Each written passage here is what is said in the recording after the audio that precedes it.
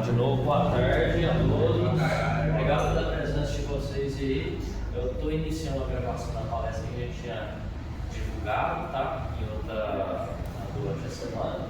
Hoje a gente chamou vocês aqui para participar de uma aula sobre saúde mental, tá? Agora há pouco, o pessoal da liderança estava participando aí, mais voltado para eles, e agora a gente vai fazer essa intervenção, essa aula mais voltada para vocês, né?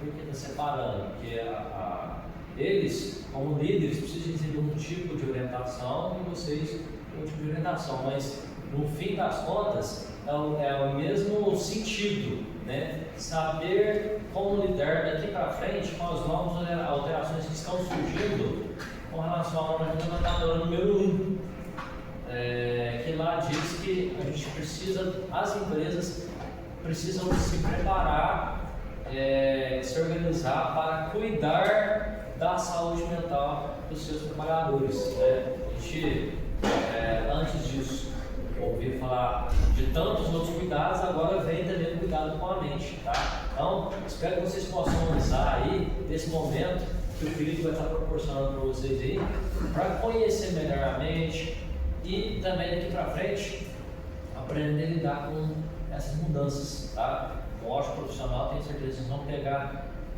muitas informações aí, tirem as dúvidas que tiverem também, aproveitem o momento aí, tá joia? Obrigado. Pessoal, muito boa tarde. Boa tarde. Prazer falar com vocês. E já agradeço e parabenizo porque sexta-feira, 3 horas da tarde, meia hora lá fora, o Paulo deixou vocês de castigo. Foi? Ninguém merece, né? Então, parabéns para vocês terem vindo. É um assunto que, apesar de estar muito em alta, nem sempre a gente consegue informação do jeito correto. Que cuidar do corpo, na verdade, algumas pessoas têm dificuldade, mas ainda assim, dependendo da dor, vou no médico, vou no postinho, tudo certo. Mas cuidar da mente, das minhas reações, da convivência do dia a dia, seja com o meu colega, com a minha família, já não é um negócio tão simples. Que vai desde cargo mais alto, até o cara ganhar mais dinheiro, até o que ganha menos, o que é mais difícil, até o cara que é morador de rua, por exemplo. Todos nós temos nossas questões. Como eu disse o pessoal antes, e mais pra frente eu vou apresentar um pouco mais de mim para vocês, mas hoje eu atendo online em 7 países diferentes. Tem gente que ganha em euro. E o cara tem o mesmo problema que nós temos aqui em Itaú. Nós temos aqui em Passo. Gente é gente em qualquer lugar. Acabou de falar a língua que for. Convence com o pai e mãe que é difícil, convence com o colega do lado é difícil, o chefe chato é difícil, né? Então isso é em todo lugar. Gente é gente. E quantas vezes a gente não sabe como resolver? Eu não tenho orientação, como é que eu vou resolver um problema assim, entre nós, entre casamento, namoro, pai e mãe, entre os colegas, com o chefe que tem hora que pega pesado. Como fazer? Isso é tão real que agora a lei mudou em função justamente da NR, que vocês conhecem várias, né? NR10, NR31, vocês conhecem algumas delas, né? A NR1 passou por alteração. E ela vai estar mudando a partir de maio, agora já do ano que vem, onde envolve exatamente isso. As relações entre as pessoas e tudo que envolve essa questão mais emocional, psicológica. É a primeira vez na história que a NR1 é alterada. Pra vocês terem ideia, as NRs ela é como se fosse um triângulo. A ponta dela é NR1 e todas as outras saem dela. Ela nunca foi alterada, é a primeira vez. Para alterar justamente para adicionar esse lugar psicossocial, ou seja, o que é psicológico e a convivência com outras pessoas. Por isso nós estamos aqui juntos. Então o título da nossa palestra é Trabalho Saudável, Equipes Fortes. Como a segurança psicológica impulsiona a alta performance. E a alta performance está na moda falar disso, né? Tem que performar, tem que ser bom no que se faz, os influencers aí na moda, né? Então, como a gente faz realmente para estar dentro de um trabalho saudável, a equipe ser forte e a gente estar bem com a gente mesmo para realizar o trabalho que vocês têm realizado. Falando um pouquinho de mim, apesar de dar a foto aqui não parece, mas sou eu. Ele é bonitão, bonitão. Tá, não tá? E o tanto de cabelo? Você penteado, tá? Não vou colocar no Photoshop. Ó, minha faculdade, eu sou psicólogo, graduado em psicologia. Minha especialidade é mais na área clínica. chama terapia cognitiva comportamental. Palavrão, né? Se quiser xingar alguém agora, usa isso aí, né? Depois eu vou explicar para vocês como que é isso, porque no dia a dia é muito importante vocês entenderem como é que esse processo psicológico funciona, para vocês mesmos usar, vocês mesmos dia a dia. Então, minha especialidade é nisso. Eu tenho um MBA em gestão estratégica, de pessoas, que eu fui consultor do Sebrae. Já ouviu falar do Sebrae? Sebrae você fala televisão, tem uns cursos online, né? Eu fui consultor lá, onde a minha responsabilidade é justamente consultoria para contratação de pessoas, análise de currículo, treinamento, conflito entre as pessoas. A gente era no estado de Minas em 3.000 funcionários. E eu ajudava a orientar essa turma aí. Então você vê que a escola também não é normal não, né? 3.000 pessoas lá, mas tudo envolvendo isso, treinamento, como conviver com as pessoas de um jeito que fique mais fácil de conviver dentro da empresa. E eu dei um curso de especialização em psicologia do futebol. Olha que curioso, por causa da terapia cognitiva que era clínica, não se tem muitos psicólogos homens, mas psicólogos é mulher, né? E aí muitos atletas começaram a me procurar. Seja natação, basquete, futebol. E aí eu tive o prazer de acompanhar até alguns clubes de futebol na época do curso. Eles estavam dentro dos clubes. Então eu tive o prazer de ir dentro do Palmeiras, os corintianos talvez ficam chateados comigo. Fui dentro do Palmeiras, dentro do Fluminense, Cruzeiro de Minas. Por quê? Porque eu comecei a entender que o atleta, ele tem alta performance. Tem aquele jogador que parece que é jogador ruim, né? Vai ter um jogador que é bom, que preocupa, que está na final, não é só preocupação com ser bom. Então, tanto jogador bom, mas o cara que está na final ele tem que ser bom, ele tem que entender o psicológico. Nós tivemos agora a final aí do Flamengo e PSG. Naquele momento ali que você sabe que o mundo inteiro está te olhando, é só você ir a bola. Então, seu psicológico pesa muito. E eles começaram a entender isso dentro dos clubes. Então, eles começaram a levar psicólogos lá dentro para treinar isso com eles. E nós, na verdade, como funcionários, nós temos outra performance também. É no dia a dia as coisas que a gente tem que fazer, a gente tem uma performance ali, tem alguém cobrando, tem as coisas que a gente precisa fazer, tem o cara que cobra o que cobra a gente, né? É dentro de casa, a gente tem a nossa performance também, então algumas coisas que eu vou falar com vocês também é base disso, de como o atleta faz lá e que a gente precisa fazer no dia a dia também. E várias outras formações, eu tenho na área de evidência científica, dentro de clínica. Hoje eu já acumulo mais de 11 mil atendimentos clínicos que eu já fiz, mais de 200 palestras participantes que a gente já fez, e hoje eu tenho mais de 5 países, exatamente atualizados, mas hoje são 7 ao todo com o Brasil. E mais uma vez, gente como a gente mesmo, a maioria brasileiros que estão lá, e por incrível que pareça, pessoal, morar fora do Brasil não significa necessariamente que a pessoa está bem. Tem muita gente que só muda do Brasil porque não aguenta mais alguns problemas aqui, mas eu não entendo que o problema está dentro dele. Ele leva o problema junto. Chega lá e leva o problema com todo mundo. Então, aí depois o cara não quer voltar. Vários que eu atendo é assim, o cara não quer voltar, não, eu vou voltar, eu vou falar o quê? Que na verdade eu não ganho tão bem assim. Porque na hora de postar a foto, você posta, mas na hora de realmente estar no dia a dia é outra coisa, né? Eu vou apresentar aqui algumas palavras para vocês que eu acho que nenhum de vocês sente.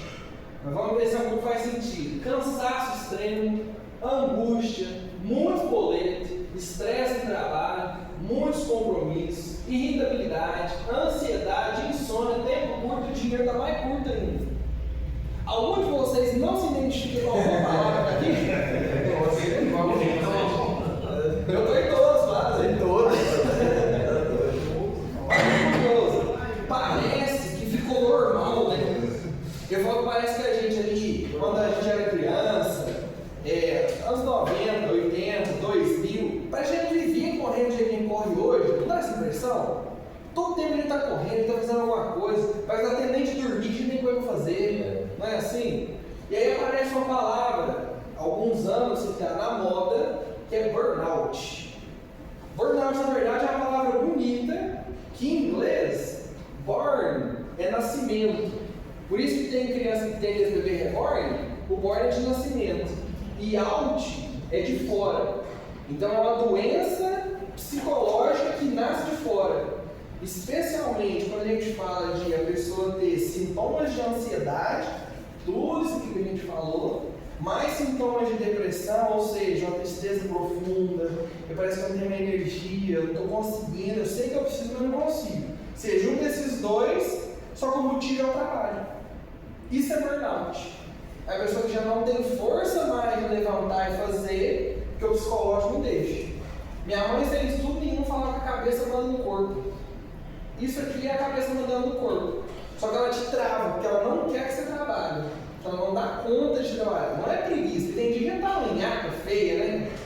Sexta-feira, essa hora, já tá uma nhaca violenta. Então, a turma que vai sair agora do Mato Grosso, né? Saiu aí uma viagem de última hora. Serve às 4. 4 horas? Então, tem dia que tá desanimado, cansado, mas não é só sobre isso. É sobre não ter força de fazer. Já viu aquele dia assim, que a gente tá com aquela gripe mais forte?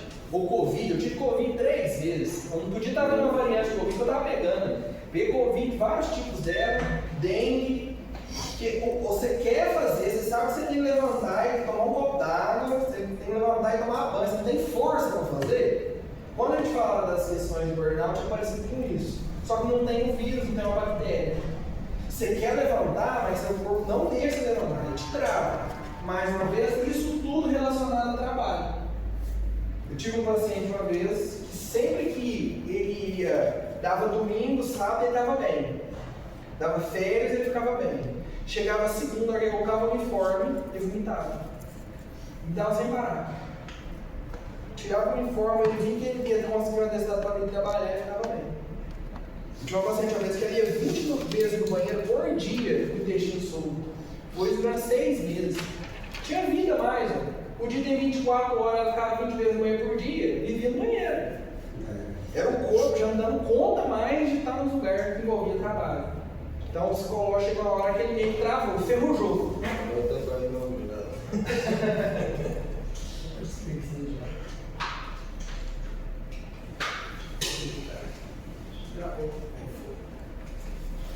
Nunca na história se teve tanta gente afastada do INSS igual agora. Então a NR1 nasceu porque a partir de 2023 foi o maior número da história que se teve de afastamento. O INSS viu que o maior número de pessoas que afastavam eram enfermeiros, imagino que principalmente depois da pandemia, depois eram professores. Eu estava comentando com o pessoal antes, eu tive o prazer de acompanhar algumas escolas ali na época da pandemia para ajudar, como eles iam fazer e tudo mais, essa questão mais emocional ali dos alunos, até dos professores, né? E sempre tem os professores auxiliares, que fica ali meio que entre aspas no banco de reserva da escola, para que se algum outro não puder, eles vão lá substituir. Tem uma escola que deu nas férias de julho, 3 professores realmente precisou afastar pelo INSS. Então aqueles 3 que estavam no banco de reserva ocuparam aquele espaço. Quando deu dezembro do mesmo ano, os 3 substituídos precisaram de afastamento também. Por causa da pandemia, aula online, porque assim, professor mesmo, a escola ensinou para eles como é português, como é que ensinar, como é que aprender, mas não ensinou para eles como gravar um vídeo, como fazer uma aula online, não ensinou para eles como salvar PDF, não ensinou isso, tá? A turma começou a ficar muito doente, que era além do trabalho, o isolamento, as coisas que nunca aprendeu e não podia ninguém ensinar ali ao vivo, tudo online. Então, o nível de afastamento foi tão alto que precisou mudar a lei em função de conseguir agora monitorar melhor o lugar funcional. Esse filósofo aqui, o Byung-Chul Han, ele fala a frase que como nós produzimos uma sociedade incapaz de dizer não, incapaz de parar, incapaz de simplesmente relaxar. Parece que a gente esqueceu como é que é relaxar. A gente não sabe mais assim, ter aquele momento de falar assim, não, agora eu vou ficar de boa, sem sofrer com nada, sem pensar em nada. A gente não consegue fazer isso mais. O tempo todo tem coisa para fazer. E é impressionante, tem hora até tomando banho. Às vezes o banho ia 10, 15 minutos. A hora que você acaba o banho, você fala assim, mas será que eu lavei o pé? Será que eu lavei o cabelo? Eu, no meu caso, trabalhando que é, né? Lavar o cabelo. Então será que eu lavei?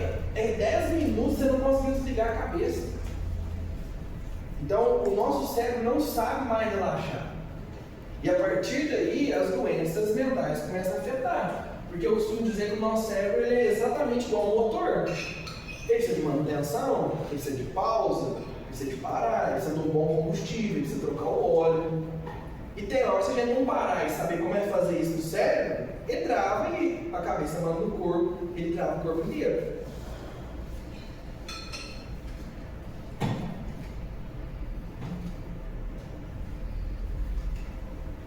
partir disso, como eu estava falando para vocês, é a primeira vez que a NR1 passa por alteração.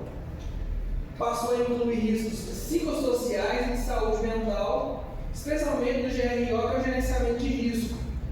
Então, a proposta e a ideia é que mais para frente, mesmo que tenha um técnico de segurança, que é para ver se vocês estão usando mesmo ou não, tem que ver que não, né? Mas para monitorar isso, vai ter um técnico de segurança psicológica, para ver se a gente não está tendo problema com estresse, depressão, assédio, liderança abusiva, sobrecarga de trabalho, entre uma lista variada de coisas.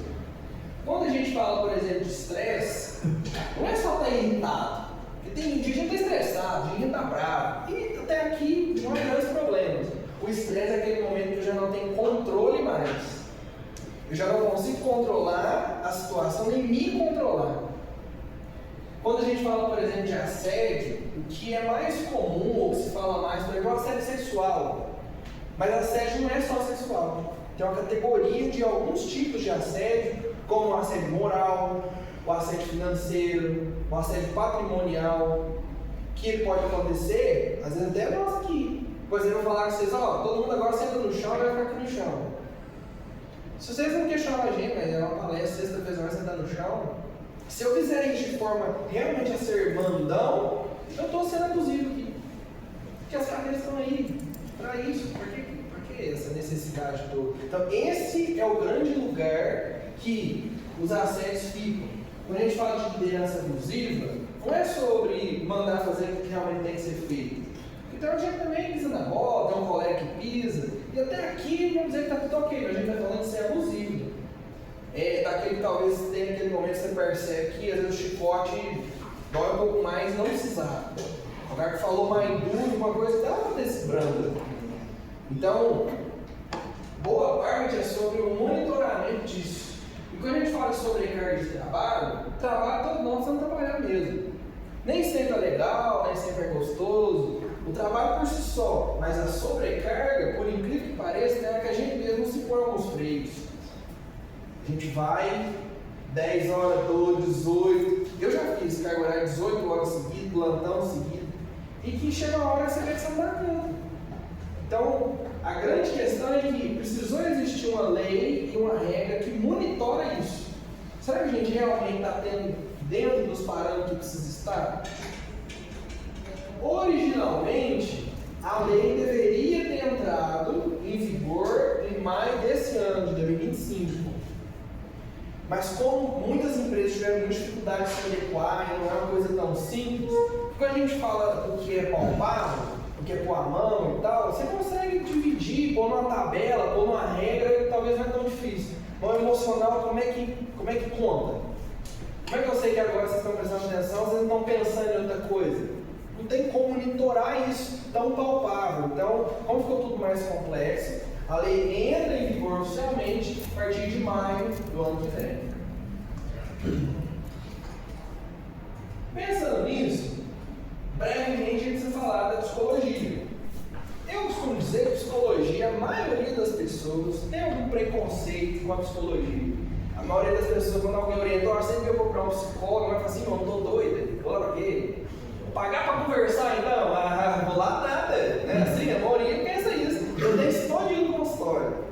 Mas bem da verdade, quando a gente pensa, por exemplo, na medicina, a medicina eu costumo dizer que ela é muito objetiva. Vamos dizer assim, o processo que ela acontece. Então, por exemplo, você está com dor de cabeça, um pouco de dor de cabeça, remédio normal, teus de pirona da vida não resolveu, talvez você compre um médico. Dependendo do tipo de dor, um especialista, um neurologista.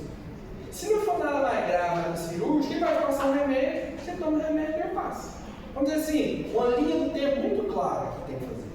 Mas quando fala em um psicólogo, geralmente não sabe nem o que vai falar. Né? Já começa mal, né?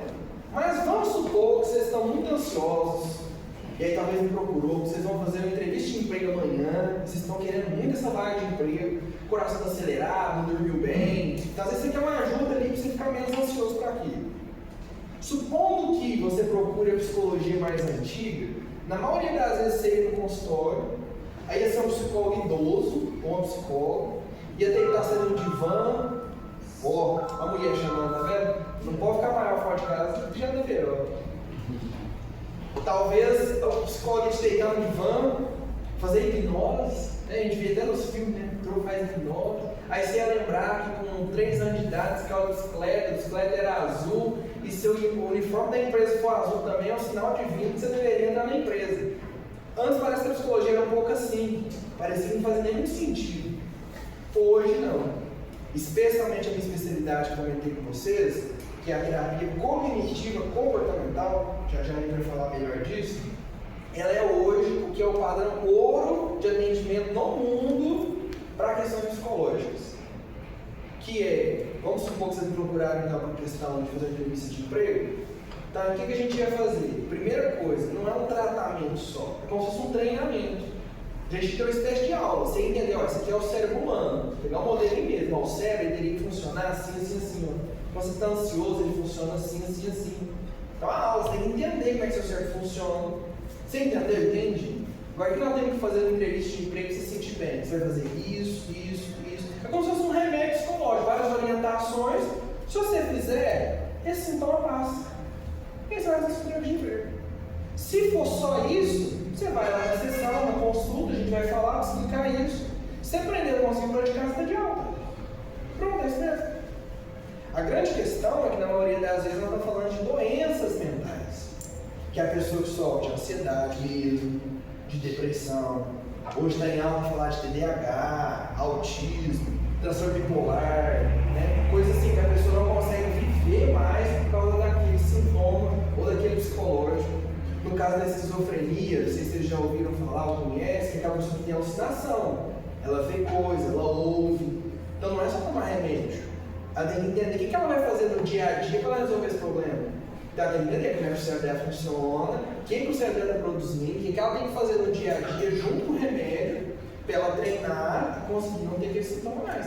Então na área clínica, é isso, é um treinamento além de um tratamento. Então, essa é a diferença grande aí dos dois. Hoje vocês vão tentar sair daqui como se fosse psicólogo. Então, presta atenção, depois no final vocês sabem que tem até prova para você. Então, beleza? Você viu? E se tirar a nota, pode falar que todo mundo vai ganhar aumento. Não, vou brincando. Vai concorrer. Vai concorrer. Você aprova logo uma vez. Eu falei que o nome da terapia é cognitiva comportamental. Palavra, né? Cognitivo é uma palavra bonita para falar que a gente pensa. Cognição e pensamento é a mesma coisa. Então a gente tem esse pensamento aqui. A gente chega a ter uma média de 60 a 70 mil pensamentos por dia. Então é pensamento pra caramba, né? E o mais curioso, a gente não tem controle sobre o que a gente pensa. Então você queria muito parar de pensar no negócio, só que você está pensando naquele negócio. Aquela ex infeliz que você queria esquecer, só que você está pensando nela. Não é assim? Então a gente queria parar de pensar e não é controlável. E toda vez que a gente pensa, gera emoção. Sempre. A gente não tem 60 mil emoções. Tem umas 40, 50 tipos só. Não é nem 50 mil, só 40 tipos. Mas elas mudam entre elas à medida que o pensamento muda. E toda vez que tem uma emoção, e muda a emoção, muda o comportamento. Uma reação física em nós. Por exemplo, vamos supor, você saindo aqui, um colega ali que fala, cara, descobri que você ganhou sozinho na loteria, 600 milhões de reais. Você fala assim, rapaz, não vou nascer nunca mais. Não importa o tal hoje mesmo, né? Assim, olha que curioso. A maioria de nós, quem joga loteria, levanta a mão, por favor. Ó, se ganhar, você lembra do score. Olha que curioso, o número que nós estamos aqui, 2 pessoas levantaram a mão. Mas quase todo mundo, na hora que eu falei da loteria, sorriu. Ou seja, não é verdade que a maioria de nós joga. Mas bastou eu falar, nós sorrimos. Ou seja, eu acabei de mudar o comportamento de vocês. Viu que eu mudei rápido? Mas não é verdade. Não é verdade que a maioria não joga. E segundo, os que jogam, sabe, não é assim que funciona, né? Ninguém vem cá buscar seu brinde, né? Não é assim, você tem que jogar, conferir um número. Possivelmente você tem que ir num banco, ver como é que vai ser receber 600 milhões. Aí você vai pedir demissão. Não é assim? Ou então comprar ser, né? Você quer muito trabalhar muito. Tá bom, fala, vai comprar ser. Olha que curioso. Não importa se o que a gente pensa é verdade ou não. por exemplo, eu começar a pensar, eu sou burro. Se eu pensar que eu sou burro, na maioria das vezes, meu comportamento vai ser assim, eu vou tentar evitar em situações, eu vou evitar falar o que eu acho que eu sei falar, eu vou evitar assumir uma palestra quando eu estou com vocês, que eu falo, não, eu não sei falar, não vou lá não. Eu vou achar que quando eu vou estudar, então eu vou querer sair da escola muito cedo, mesmo que não seja verdade. Aí, talvez você pense, mas filho, mas você acabou de apresentar ali, ó, você fez faculdade, tem um tanto de curso aí que você falou, tem não sei quantas pessoas. Aí é um jeito de você me ajudar a me provar que o que eu pensei não é verdade. Então, a gente começar a ter essa regra de entender que nem tudo que a gente pensa é verdade. Então, a ideia do tratamento em terapia cognitiva é, a partir do momento que você aprende como seus pensamentos funcionam e muda um comportamento muda. Igual eu fiz com vocês, ele fez essa história, a maioria nem tinha loteria. Mas o contrário também funciona. Se você mudar um comportamento seu e repetir ele várias vezes, ele vira um hábito. E um hábito é um pensamento automático. Por exemplo, acordar cedo. Se você todo dia acordar no mesmo horário, chega uma hora que é festa, feriado, antes do despertador ele está com o olho aberto. Dá raiva, né? Por que isso acontece? Porque um comportamento repetido várias vezes vira um hábito. E um hábito é um pensamento automático. Então, se eu começar realmente a ter um comportamento, a fazer a mesma coisa várias vezes, não tem como eu não ficar bom naquilo. Então, se eu todo dia trabalhar de jeito errado, vai chegar uma hora que todo mundo está fazendo errado e acha normal. Foi isso que a NR1 se baseou. Que chega uma hora que todo mundo está vivendo freneticamente, fazendo tudo, todo mundo brigando com todo mundo, afastando um tanto de gente. Tem alguma coisa errada, ninguém vai parar para pensar o que está acontecendo, por que nós estamos assim. Então a ideia geral é que no tratamento assim, você consegue mudar qualquer uma das três coisas. Você só precisa entender e mudar um.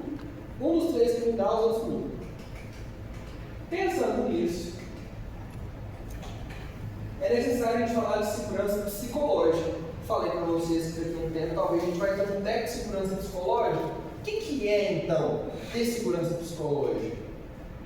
Tem uma autora lá de Harvard, chama Amy Edmondson.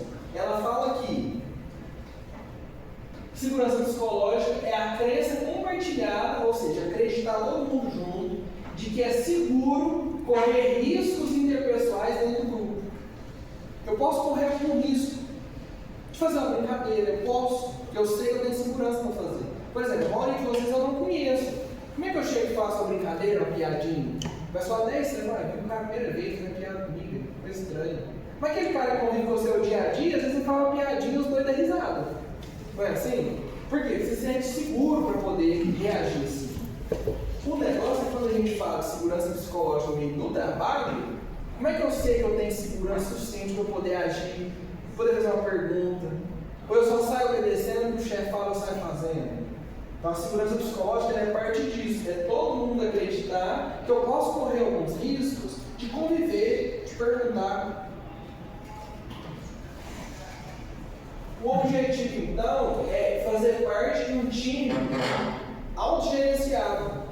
Não precisa do tempo todo o chefe me falando o que eu posso e não posso fazer. Todo mundo de certa forma sabe, eu diria que até sabe o que é certo e errado. Mesmo aquela criança de 4, 5 anos fala assim, menino, essa daí, ele sabe o que está fazendo. Lá no fundinho, a gente sabe o certo e o errado. Mas muitas vezes no dia a dia, tem hora que você fala assim, pô, sem segurança nada. Vai ser ensino mesmo. Isso quando é segurança física.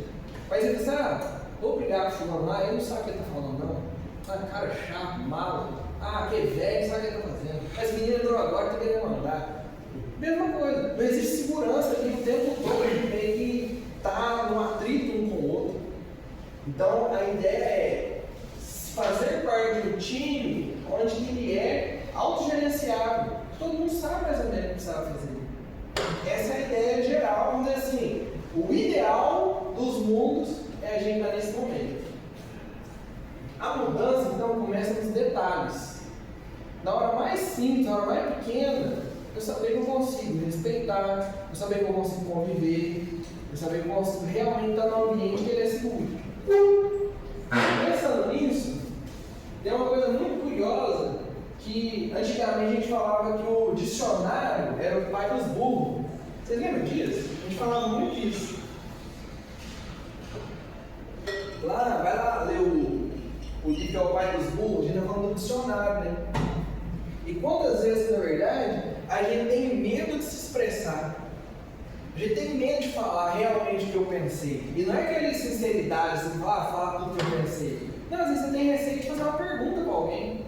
Dentro de casa, tá dependendo do que a mulher fala, que o pai, a mãe fala. E fala assim, não, isso aqui eu vou perguntar. Não, deixa pra lá. Então a ideia geral é que para eu começar a desenvolver, eu tenho que entender que expressar não é um problema. Inclusive, na maioria das vezes, quando a gente inclusive fica ofendido com alguém, não é nem o que a pessoa falou, é como ela falou com a gente. Porque se ela chegar e não, eu falo, cara, sei que você está aqui na empresa, não, mas olha, eu não falei desse jeito que você fez, não. É um jeito. Por exemplo, ô burro, você não prestou atenção, você fez tudo errado aí, ó, mas ninguém pegou essa pé, hein? Cara, ele falou a mesma coisa, mas de dois jeitos, e principalmente para quem está chegando, você fala, cara, por que ele falou desse jeito comigo? Pode depender da área nova que vocês estão entrando, uma cimenteira nova, aí dependendo do técnico de segurança que tem lá, pega no pé demais, cara, por que o cara está pegando no meu pé desse jeito? É só chegar e falar, ué, vou colocar assim, por que ele fez? Então, passa a ser um lugar que, independente do que a gente é entender que a gente, ou a maioria das pessoas, tem medo de expressar. A maioria. E para isso, existem 4 etapas para a segurança psicológica realmente existir. A primeira é segurança da inclusão. A gente conseguir incluir alguém na conversa, ver se sentir seguro. Igual a gente está fazendo aqui, que inclusive, se vocês quiserem, vocês podem interromper e fazer uma pergunta. Mas não vai falar assim, eu interromper, eu nada. Aqui é uma pergunta difícil para mim você responder. Segurança é eu poder fazer uma pergunta, é simples, eu poder estar incluído nesse processo todo. O segundo passo é segurança no aprendizado. Eu aprendi alguma coisa. Por exemplo, hoje vocês vão aprender algumas coisas aqui. Você poder saber que não, eu aprendi um negócio lá. Às vezes não lembra nem o nome do psicólogo, vai ficar carequinha lá, gente boa, né? Tem lá, foi dar uma palestra para nós lá. Mas é uma segurança que eu aprendi, eu entendi. O meu colega do lado, ele entendeu o que tem que fazer. Ou eu realmente aprendi do jeito certo, tem erro nenhum nisso. Terceiro passo é segurança para poder contribuir. Isso é um jeito muito legal. Às vezes você quer fazer uma pergunta para alguém, mas fala assim, eu posso contribuir aí que você falou? Eu só não entendi isso. Eu tenho vários pacientes que têm muita dificuldade na escola, não é porque ele não sabe aprender, porque tem medo de perguntar. Quantas vezes ele tem medo de contribuir? Então, professor, eu não entendi. Aí depois da terceira vez eu falo assim, gente, dando vergonha, fala, mas não. O professor é obrigado a explicar por 10 vezes precisar. Mas não, vergonha. Fico muito inseguro de fazer essa pergunta. E segurança para desafiar. E é, por exemplo, supondo que um chefe dá uma ordem para você, e você poder desafiar, não é de ser mal educado, mas gravar assim, mas por que tem que fazer desse jeito? Vixe, não acontece não, tá doido. Se o diretor chegar então e falar um negócio pra você, você só obedece. Não, mas ele pediu brincadeira de lá para mim. Uma empresa que vai cumprir bem a NR1 é aquela que você pode perguntar. Não quer dizer que a empresa vai concordar, obviamente, com o que você posicionou, que você perguntou. Uma pergunta. Então, tudo bem, eu vou pular, mas por que tem que ser lá? Você diz assim, não, é só para tirar do caminho. Não, mas você não quer ir para uma outra sala? Às vezes vira um diálogo com alguém que você achava que era quase inacessível. Então, a ideia da segurança psicológica é eu ter segurança suficiente, emocionalmente, dentro da minha cabeça, para falar assim, não, é de igual para igual, é gente, não é gente. Eu não posso perguntar? E o mais curioso, pessoal, isso tudo nós estamos falando óbvio que é no âmbito profissional, mas em casa é a mesma coisa. Quantas vezes a esposa, o filho, faz uma pergunta, não, sabe lá? Não, Ia, sabe nada não, faz o jeito que eu estou falando. A gente mesmo também não cria um ambiente de segurança que se sente seguro para fazer uma pergunta. Então, quantas vezes a gente não usa essa escala? Então, é uma escala mesmo, que eu só vou alcançar o 4 se eu tiver feito 1, 2 ou 3. A partir disso, uma das técnicas que particularmente eu gosto muito é faça boas perguntas o tempo todo. Então, alguém te pediu para fazer um negócio? Pergunta. Como é que você quer que faz? É assim? É assado? Muitas vezes você ganha a pessoa só como eu falei, na vida pessoal, esposa pedir um negócio, filho, pai, mãe, filho, pergunta. Você viu que a pessoa está meio para baixo, seu colega está viajando longe e tal. Ô cara, vi que você está meio para baixo, aí tudo bem? Eu já falo, não tô bem não, cara, tá em casa, tá com problemão lá, esposa, filho e tal. Às vezes a gente não sabe falar, não, cara. Então, se eu puder ajudar de alguma forma, estou à disposição aí. Só, o cara às vezes não precisa de nada, ele só precisa de alguém que perguntou. Você tá vendo que o cara tá mal e dele isso mesmo? Quantas vezes a gente é o cara que tá mal também e ninguém chega a perguntar nada? Então é um lugar muito importante que é, seja um bom perguntador. Quem faz então a segurança psicológica acontecer? Bem da verdade, todo mundo. Todo mundo no ambiente ele consegue, mais uma vez, igual a segurança. Você viu que o cara está subindo uma altura, ele está sem cinto de segurança, você não é o cara que você vai puxar o cara. Ó, cara, ele subiu aí sem cinto, não. Pronto. Vou perguntar por que você está subindo sem cinto? Não, eu não dá nada, não. Então, assim, perguntar emocionalmente, perguntar das relações, é a mesma coisa. Então, quem faz a segurança acontecer, na maioria das vezes, todo mundo tem sua parcela de responsabilidade. Obviamente, que o líder, nesse sentido, ele vai ter um pouco mais. Não dá pra gente estar lá no meio do trabalho e prestar atenção no que está acontecendo. Mas todo mundo tem sua fatia. Inclusive, tem uma pesquisa, que é a pesquisa da felicidade. Muita gente fala, não, mas será que tem como ser feliz de verdade? Muita gente me perguntou isso. Eu estou aqui, você sabe o meu problema XYZ, estou trabalhando, estou estudando, mas cara, dá para ser feliz mesmo? Sim, você existe de verdade? Existe. E essa pesquisa aqui fala sobre isso. Ela traz uma frase que eu acho muito interessante que é, não é sobre conquistar tudo, é sobre encontrar uma vida que vale a pena ser vivida. Olha uma frase bonita. Encontrar uma vida que vale a pena ser vivida. É uma vida que faz sentido viver. Não é só ganhar muito sempre. Eu atendo gente, como eu falei para vocês, que ganha em euro. E o cara fala, Felipe, eu daria tudo que eu tenho só para eu ter alguém paz em casa. Eu consegui dormir uma noite inteira sem precisar de remédio. Eu só queria isso. Só queria que meu coração parasse de ficar acelerado o tempo todo, parece que vai pular da minha boca. Vai pular pela boca do meu coração. Então, muitas vezes não é só ganhar muito. Obviamente, na pesquisa da felicidade, eles falam de dinheiro, de tem uma quantidade mínima para a gente sobreviver bem, se sentir bem naquilo que a gente faz. Mas é muito mais sobre encontrar uma vida que vale a pena ser vivida. Pensando nisso, pessoal, hoje no mercado de trabalho, a gente está vendo tudo mudar, que está muito rápido. Uma das coisas que eu mais conversei com os líderes é o que a gente chama de indústria 4.0. Foi o título da palestra que eu dei para eles. Essa palestra, esse título, Indústria 4.0, a partir de 2018, 2020, a indústria toda está passando por algumas mudanças. Onde a gente teve a Revolução Industrial, que a gente aprende na escola, né? A indústria começou e tudo mais, foi passando por modernidades, e agora a gente está no 4.0. A ideia do 4.0 é que a indústria ela passa por tantas mudanças que agora ela tem que ser rápida, já não dá para ser processo demorado demais, ela tem que ter uma boa gestão das relações das pessoas, entre outros temas que eu fui com eles. Mas uma das coisas que é muito legal de vocês entenderem, tanto aqui na SER, quanto em outras empresas que futuramente vocês podem trabalhar, as empresas, a maioria delas, não está importando mais o diploma que você tem. Por incrível que pareça, não está nem aí, na maioria dos cargos, o diploma que você tem. Ou seja, o hard skill. Hard, se a gente fosse falar do inglês, é como se fosse de fora. Então, por exemplo, computador tem um hardware, que é mouse, teclado, isso é hardware, está de fora. E software é os programas. O teu Word, o Excel, o Google, é software. Então, hard é de fora, soft é de dentro. Skills é habilidades. Então, soft skills, habilidades internas. É isso que as empresas estão olhando.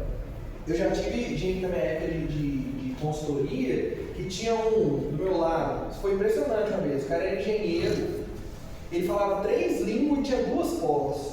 O cara assim, quando ele diria lá no lugar que eu trabalhava, o bichão da goiaba. O bicho era bom. Eu olhava o currículo dele, ele era 3 páginas. E tinha um outro que fez engenharia, que trabalhava. Mas na hora que você fazia a pergunta da convivência dele do dia a dia, como resolver os problemas, mesmo o outro lá falando 3 línguas, ficava na desintéria e tal. Então a empresa na época optou em não contratar e esse que era o chão da goiaba. Por quê? Porque o hard skills dele estava bom, os diplomas, o certificado, a experiência, mas a convivência dele interna era tão difícil que possivelmente em pouco tempo ele demitiu. E por incrível que pareça, as empresas, na maioria das vezes, acabam contratando por currículo, mas ela demite pela convivência. Ela demite justamente pela questão comportamental. O maior índice de demissão que tem no Brasil é por causa de comportamento. Então, o lugar que agora as empresas estão mais olhando é soft skills, que é o que a gente não coloca no currículo, é aptidões mentais, emocionais, sociais, saber conviver bem. Eu consegui entender um problema e resolver aquele problema sem precisar realmente de grandes coisas elaboradas. E é facilmente qualificável, tem qualidade naquilo, características que a pessoa tem interna dela mesma. Já o hard skills, óbvio que tem valor, óbvio que tem. Só que ele não tem tanto valor quanto esse. Seria o quê? O que a gente coloca no currículo. O que você sabe fazer, experiência AD, certificado de diploma. É muito mais aptidão técnica, certificado, certificações e qualificações, e aí dá para quantificar. Ah, você tem 3 cursos, 20 faculdades, dá para quantificar, o indicar não dá. E curiosamente, o Fórum Econômico Mundial, para vocês entenderem, existe um fórum que anualmente se reúne para entender como está a economia no mundo. Então, ela definiu 10 habilidades que todo profissional do futuro vai ter que ter. Se ele não tiver elas, a maioria delas, possivelmente é um funcionário que está fadado a realmente viver a vida toda do mesmo jeito. Quais são elas? Primeiro, resoluções de problemas complexos. Porque assim, a depender do problema, quase cadeira lá, põe. É um problema tão simples que à medida que o tempo passa, naquilo que eu falei para vocês da liderança e da indústria 4.0, vai chegar um momento que a indústria cobre isso. Um robôzinho faz isso. Limpa a casa, hoje tem um robôzinho que limpa a casa. Lembra daquele desenho dos Jetsons? Vocês lembram dos Jetsons? Eu estou ficando muito velho. Jetsons era um desenho animado que era tudo tecnológico. Então, tudo ali parecia que nunca ia acontecer, anos 80, anos 90. Era ter robôzinho mecânico, era ter chamada por vídeo, carro voador. Hoje em dia, parece que quase tudo lá está acontecendo. Parece que falta pouco para o carro voar, né? Então, naquela época, ter um trabalho que era bem remunerado para fazer um trabalho simples, era até possível. Hoje em dia, você tem que ser um solucionador de problemas. Então, essa é uma primeira característica que o Fórum Econômico Mundial colocou. A segunda, negociação. Tem gente que tem cabeça dura, mas tem gente que assim, tem o dom de conseguir não mudar de opinião de jeito nenhum. E o tanto que é bom, quando você quer negociar uma coisa, você quer conviver com a pessoa, você consegue negociar aquilo. Às vezes não sai do seu jeito, nem do jeito do outro, acha um ponto de equilíbrio. Então, essa habilidade de negociação está sendo muito valorizada no mercado. Tomada de decisão. Tem gente que parece que faz tudo sem pensar. Toda hora é só um estranho de barraco. Nossa, eu fui depois que eu pensei. Só que olha que curioso, lembra que eu falei para vocês que tem o pensamento, a emoção e o comportamento? Não tem como fazer uma coisa sem pensar. Não existe isso. O que existe é que existe um delay de tempo muito curto nesse padrão de pessoa. Ele pensa tão rápido que ele não viu o que ele fez. Então a ideia, por exemplo, numa boa terapia ou num bom curso, é que você aprende só a ganhar distância. Então assim, para tomar uma decisão, vamos juntar aqui, tomar uma decisão para fazer uma negociação que é muito complexa, você precisa de tempo. Não adianta você querer fazer de cabeça quente, não adianta você querer fazer na hora. Então, a pessoa que consegue ter uma tomada de decisão com um delay de tempo maior, não é demorar meses, né? O cara que não faz de cabeça quente também tem seu valor no mercado. Criatividade. Então, não é só fazer mais do que já tem, é de alguma forma ser criativo. E abrindo um parênteses aqui para vocês, óbvio que não dá para ter todas, e a gente ser bom em tudo. São só características de habilidades que espera-se que a maioria das pessoas, de certa forma, vão ter. Gestão de pessoas, saber relacionar com as pessoas. Hoje em dia parece que todo mundo está sem paciência, todo mundo está estressado. Mas se você consegue ser um cara que, mesmo fazendo a mesma coisa que todo mundo faz, você consegue apaziguar as coisas, você sabe gerir bem as pessoas, você ganha muito crédito com isso. Eu tive um paciente uma vez que falou assim: Felipe, eu estou a fim de pagar 10, 15 mil reais para alguém e precisa só gerir as pessoas para mim.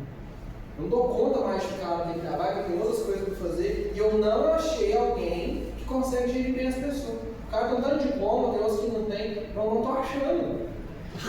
Aí abriu vários processos seletivos até achar o cara. É o que você vê, ele não está falando de diploma. Pensamento crítico, ou seja, não é que a pessoa falou que é. Inclusive o meu na reta, tudo isso que eu estou falando para vocês, pesquisa depois. O psicólogo foi lá, nascer, vamos negócio lá, sabe que é verdade mesmo? Pesquisa, não sai acreditando só porque foi o psicólogo falou. Você viu um negócio na internet, agora com o IA, né? É difícil inclusive identificar, tem coisa que é tão real que a gente não consegue. Verifica. É um pensamento crítico. Então, o psicólogo falou, sabe o que é mesmo? Será que o Fórum Econômico Mundial existe mesmo? É desse jeito que ele falou? Pesquisa, dá uma olhada. Isso é pensamento crítico. Não é porque o cara falou que é verdade. Colaboratividade, ou seja, fazer junto com as pessoas. Flexibilidade cognitiva, as palavras difíceis. O que é isso? É a pessoa que não é cabeça dura, ele consegue ser flexível naquilo que ele pensa. Orientação para servir, então eu consigo estar com o outro, servir o outro de alguma forma. Eu estou vendo que o Felipe está difícil de empurrar, nem pergunta, eu passo longe porque vai querer para ajudar. É o contrário disso. Inteligência emocional. Eu saber lidar com as minhas emoções, saber lidar com as emoções do outro também. A maioria de vocês, vai dizer todo mundo, que eu me incluo nisso, já teve discussão depois que passou no carro, peguei pesado. Pra que eu falei daquele jeito? Então o mercado de trabalho já entendeu que a pessoa que consegue ter essas habilidades aqui, ele consegue sair melhor no mercado do que o cara que está de conta. Então essas são as habilidades que essa indústria 4.0 espera dos funcionários do cliente. Então lembra lá da NR1, as regras que ainda estão sendo elaboradas, até onde eu conversei com o Paulo, já está sendo montado até para ser como que vai ser isso, como que vai realmente caber dentro dos planos para 2026. Mas posso falar e ter essa liberdade com vocês que não é sobre vocês como funcionário da SER, é vocês como profissionais. Não tem que ser muito honesto, a gente talvez não vai ficar na SER a vida inteira. Tem quem fique, está tudo certo. Mas talvez uma segunda oportunidade, uma terceira, às vezes numa outra carreira, completamente diferente. Você tem que entender que o mercado agora, na SER e fora da SER, ele vai exigir um pouco mais de vocês. Pensando nisso, é muito curioso como a gente tem conflito entre as gerações. Como é curioso, parece que o cara lá dos anos 80, 90, parece que ele acha que tudo que a geração faz é mimimi, a geração cheia das frescuras, né? E o de agora acha que antigamente parece que o povo é muito lento, mas que a coisa não funciona bem. Então, assim, tem muitos atritos entre as gerações. Inclusive, como a gente pode lidar com as gerações diferentes? Isso é uma parte que eu queria que vocês prestassem bastante atenção, para vocês entenderem como funciona, porque isso aqui no dia a dia talvez pode ajudar muito vocês. Mais ou menos quem nasceu entre a década de 40 e 60, o tipo que a gente dá para essa geração é a geração Baby Boomer. Leva esse nome porque teve um boom de nascimento, foi a época da história que mais nasceu criança. E um pouquinho antes da Segunda Guerra Mundial e depois. Quem nasceu mais ou menos entre os anos 60 e 80 a gente chama de geração X. Geração 80 até 95, Y ou milênio. Leva esse nome de milênio porque eram as pessoas que mais ou menos no início de 2000 estão entrando no mercado de trabalho. Por isso que leva esse nome milênio. Geração Z, que nasceu ali mais ou menos por volta de 95. E de 2010 para frente, geração Alpha. Nasceu no pé. Pode ser, Nutella. E inclusive ainda tem talvez que pode ser mais Nutella ainda, usando essa expressão, que é de 2025 para frente, já é geração beta. Aí já tem um novo. Olha que curioso, nós vamos falar basicamente das três do meio, por quê? Porque as três estão mais no mercado de trabalho. As que vocês possivelmente vão conviver mais aí durante o dia de vocês.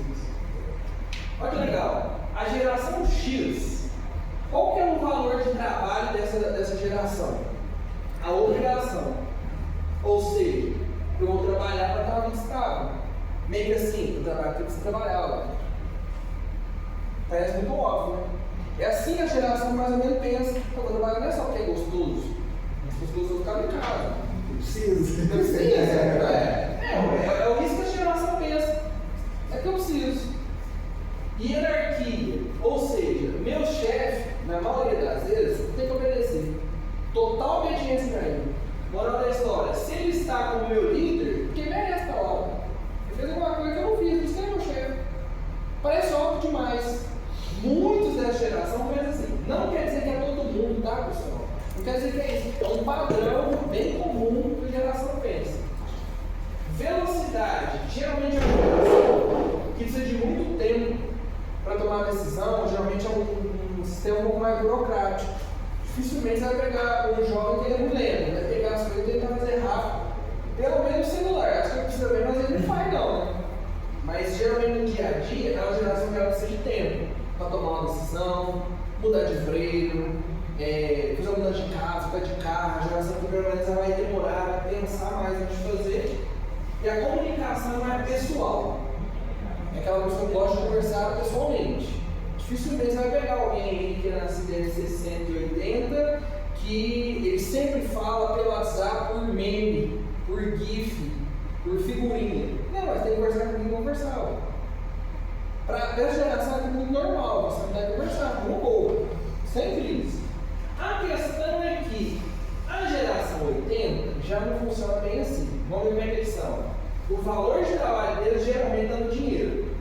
Ou seja, vou trabalhar para ganhar dinheiro, vou crescer, vai fazer dar certo. Não é mais só que eu sou obrigado.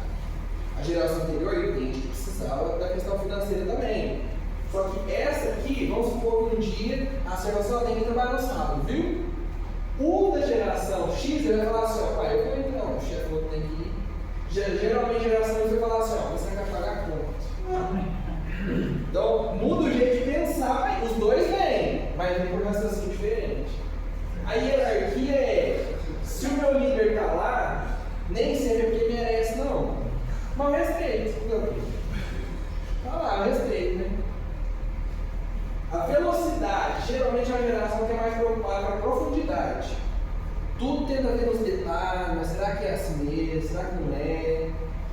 E a comunicação é no meio termo. Ela tem tanto o pessoal quanto o digital. Já a geração Z, de 95 para frente, é curioso que o valor de trabalho deles está na satisfação. Eu vou trabalhar num trabalho que realmente me dá satisfação que eu faço. E é curioso, pessoal, porque senão não estamos falando que uma geração dá certo e outra errada, não. Cada um tem pontos positivos e negativos, todas têm. Se parar para olhar até na gente, nós também temos ponto positivo e negativo. A satisfação no trabalho é uma coisa que a maioria das pessoas não ficava pensando nisso com frequência, e hoje a gente pensa, estou trabalhando lá, estou ganhando dinheiro, olha, graças a Deus, né, agora fui embora, estou tendo trabalho e tal, eu parece que eu estou feliz, ó. Isso não está legal, isso aqui é um negócio melhor. Essa ideia, ela é uma ideia que a geração Z começou a colocar mais no mercado. Não dá para ficar feliz se você com o trabalho dentro do dia, não dá. É irreal isso. E que muitos ainda acreditam que talvez vai conseguir. E aí vai ser frustrado, não é assim. Mas não dá para ser só por causa do dinheiro e só porque é obrigado a trabalhar. É achar um ponto de equilíbrio entre isso tudo. Então, é também em função dessa geração que a Enem nasce. Que ela vê que tinha muita gente trabalhando, ganhando dinheiro, fazendo de certa forma aquilo que é necessário fazer, mas não estava feliz. Então, não dá para ser infeliz no trabalho o tempo todo. Não dá. Se você estiver, é legal repensar. E estamos aqui pensando nisso mesmo juntos. A hierarquia é na legitimação, ou seja, se você é meu líder, me mostra que você merece. Então. Me mostra que você é bom. Então. A geração que agora ela questiona. A geração que, inclusive dentro de casa, isso aqui é um ponto muito importante. Às vezes a gente fala com filhos pequenos, sei lá, 5 anos, 10 anos, menino, sai do celular, você tem que dormir 9 horas da noite. Aí eu, minha filha, até meia-noite só era. É a geração que pai falou que vai fazer, mas você não faz. Faz na gente apela. Mas, ou seja, é uma geração que ela já tentou que, para você ser meu líder, seja no trabalho, seja em casa, faz então. Não boa, o cara não está te criticando, mas é uma geração que ela, o valor dela na hierarquia é, para você ser um líder de verdade, você tem que provar que você sabe. Só que é tudo isso, eu estou trazendo um jeito de falar, a gente não pensa exatamente assim. Mas muitas vezes nós não, esse cara estudou aqui, não, ele merece porque tem. Mas esse aqui fez isso, ele também merece esse aqui não. Então o merecimento ele passa a ser uma coisa que a gente começa a colocar no jogo. Né? A velocidade já é uma geração que é muito imediatista. Tudo é muito rápido. Eu tive um paciente desse tempo atrás, que chegou tendo muita crise de ansiedade. Ele descobriu que a esposa estava grávida, até aqui nenhum problema. Mas aqui, eu falei assim, Felipe, vai demorar 9 meses, cara. Nossa, não vou esperar 9 meses não, velho. Olha, eu tô morrendo de ansiedade antes que ele nasceu, velho. Porque eu tô acostumado a comprar coisa pelo Mercado Livre, eu pago no mercado, o frete chega amanhã, velho. Tá acelerado, é uma geração que vive muito rápido. E a comunicação geralmente é eletrônica. É tudo realmente o mais rápido que puder. Agora você pensa, naquele exemplo que eu falei, que a ser ligou vai vir no fim de semana trabalhar. Um vai querer saber se realmente vai ficar feliz, o outro vai perguntar as quantas que ele vai ganhar, e o outro vai falar assim, eu sou obrigado a ir mesmo, né, deixa eu ir. Então, juntar todo mundo assim, no mesmo trabalho, é um desafio. Volto a dizer, não é nem só sobre o trabalho, é dentro de casa também. É muito difícil, às vezes, achar esse ponto de equilíbrio, porque eu quero mandar o menino obedecer, o menino obedece, eu quero mandar a esposa fazer um negócio, ela não fez. Como é que a gente acha o ponto de equilíbrio no meio disso tudo? Primeira coisa, é entender que a linha de raciocínio, o jeito que a pessoa pensa é diferente. Então agora a gente já tem noção, mais ou menos, como a pessoa tem de raciocinar para executar um trabalho. Pensando nisso, a comunicação passa a ser um dos remédios que a gente tem para isso. Aprender a comunicar e comunicar bem. Comunicação, então, é importante entender que não é o que eu falo, é o que o outro entendeu. Então, se nessa palestra aqui eu falei a letra A o tempo todo, e você sai daqui e entendeu H, o que valeu foi H. Mas vocês entenderam qual valeu? Pode ser que nunca mais eu vejo vocês. O que vai ficar, o psicólogo foi lá e falou H. Então eu tenho que ter a clareza de falar de um jeito que, se é A que eu quero que vocês entendam, no mínimo eu pergunto. Vocês entenderam? Qual é A? Faz sentido A para vocês? E não é ficar na dúvida. Inclusive, indiretas não funcionam. Inclusive, para nós homens, então, indireta funciona zero, né? Quando eu estou dando uma geralmente que é muita mulher, mas gente, o homem nós falamos os parafusinhos, não adianta vocês quererem só ficar muda, querer que não me lembra o que você quer dizer, que ele não vai entender. A gente não funciona bem com indireto. Então, assim, às vezes tem aquele cara lá que você não gostou do negócio que ele fez, mas é um cara que às vezes é seu colega, chega e fala. Há uma segurança psicológica para falar, chega e questiona, pergunta. Mas não, vou dar uma gelada nele aqui, ele vai pensar o que ele fez. Às vezes o cara não vai nem saber o que você está falando. Então, indireta não é um jeito bom, principalmente a gente vai falando de gerações diferentes. Comunicação não violenta é um termo que eu. Opa! Comunicação violenta é um termo que eu acho muito interessante, que é, se você falasse com os seus amigos do jeito que você fala com você mesmo, eles ainda conviveriam com você? Porque, por incrível que pareça, tem hora que com os outros a gente consegue fugir, vai com a gente mesmo, pega pesado, faz um negócio mais feliz do seu cu. Eu mesmo, mas é bichinho. Então é muito importante entender que a comunicação é entender que dá para não ser violento. Eu sei que a gente faz a gente perder paciência, tem uns que parece que foi feito para tirar a paciência da gente, mas dá para não ser violento na fala. Mais uma vez, é isso que a NR1 está tanto colocando. Vai ter lá um talvez no auditório, vai dizer, cara, por que você falou desse jeito no lugar? Aí entra naquilo que o colega falou, ventilação de mimimi, né? Mas tem hora que você recebe demais também. E tá tudo certo, tem mesmo. E é isso que essa pessoa vai monitorar, para não ter tantos conflitos assim. Então a TCC, que é a terapia cognitiva comportamental, pode ajudar nisso. A ideia é, primeiro, perceber e analisar a realidade. Então, o que realmente aconteceu? Não é que eu achei, não é que eu acho, daquele jeito lá que ele olhou, eu acho que ele quis dizer. Não é eu acho, o que realmente aconteceu? Depois, avalie as competências e potencialize. Então, aquilo que você sabe que você tem de qualidade, aumenta. Por exemplo, eu sei que eu sou péssimo, é real, eu sou péssimo com cálculo. Gente, fazer conta de cabeça para mim é uma tortura, eu sou ruim demais nisso. Minha pior nota da época de escola era em matemática. Eu sei que eu não sou bom, eu tenho que potencializar o que eu sou. Eu sei que minhas relações eu lido bem, eu gosto de estudar questão mais teórica. Então, se eu fizesse engenharia, as turmas tinham caído tudo, as casas iam cair. Por quê? Porque eu sei que não é meu forte. Então, aquilo que você sabe que você não é bom, ele tem que diminuir, porque você é melhor para tentar aumentar. A melhor forma de aprender é ensinar. Então, se você quer realmente ficar bom no negócio, você vai ter que às vezes ver, rever, aprender, vai depender da situação, estudar. Mas na hora que você começa a ensinar, é um jeito muito bom de aprender. Pensando nisso, caminhando já para o nosso final, uma coisa que eu gosto muito da TCC é que ela ensina que não dá para controlar tudo mesmo.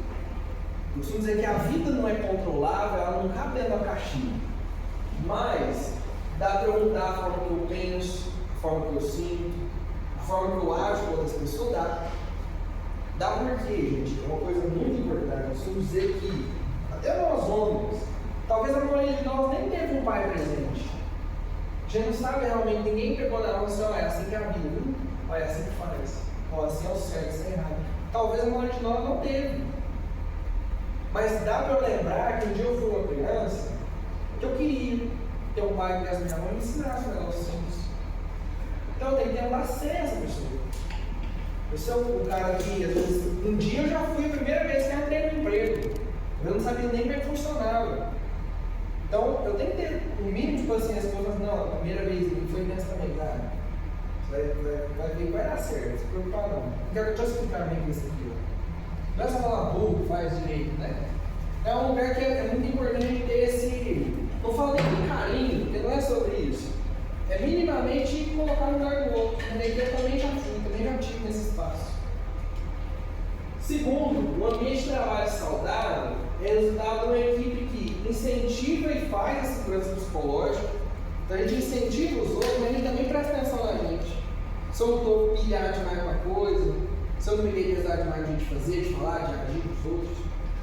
Transformar conflitos das gerações em aprendizado. Aquele cara que talvez é muito experiente, às vezes não está mexendo no celular, ele só mandar um e-mail. Dá para ele aprender com a geração mais nova. E a geração mais nova que acha que sabe tudo, eu falo, cara, não é assim não. Não vou fazer aquilo que você diz, não é bem do jeito que eu estou pensando não. Dá para um ensinar o outro numa boa. E principalmente a prática da comunicação assertiva. Dá para a gente comunicar bem. Dá para a gente conseguir ser claro o que a gente pensou, não concordou, tá tudo certo.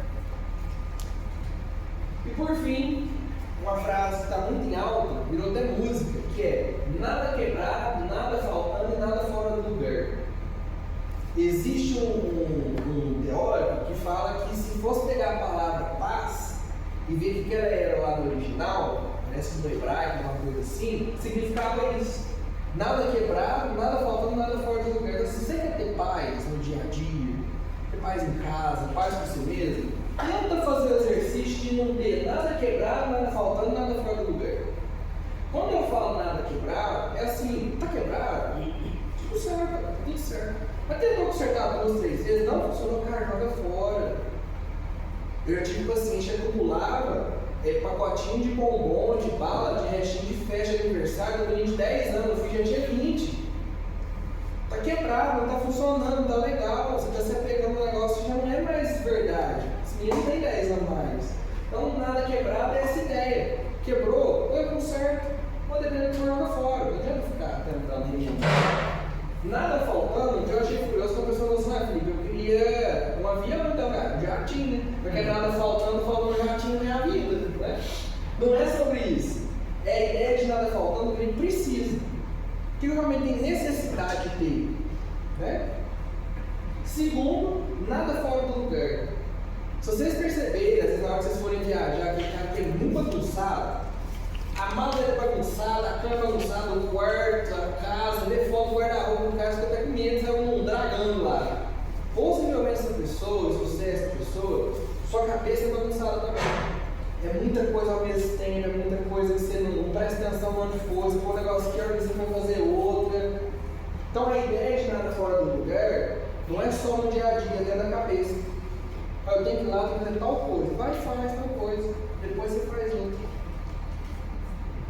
Talvez não seja sobre entrar no paraíso, seja sobre evitar o inferno.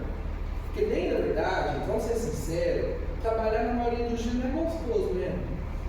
Não é legal, mas vou acordar às 6 horas da manhã para ir lá e ficar o dia inteiro no sol. Não dá para falar que isso é legal todo o tempo. Então não é sobre o seu paraíso mesmo não, mas é sobre evitar o inferno, é ter uma convivência no fim do dia. Eu encontrei aquilo que eu falei para vocês, uma vida que vale a pena viver. Foi um dia que apesar dos desafios, deu para fazer um dia valer. Não foi um dia que teve atrito o tempo todo, briga o tempo todo, que sai xingando o chefe me xingando, o colega do lado. Dá para evitar. Se eu conseguir fazer com que nada fique quebrado, nada faltando, nada fora do lugar, a chance de eu estar evitando o inferno é alta.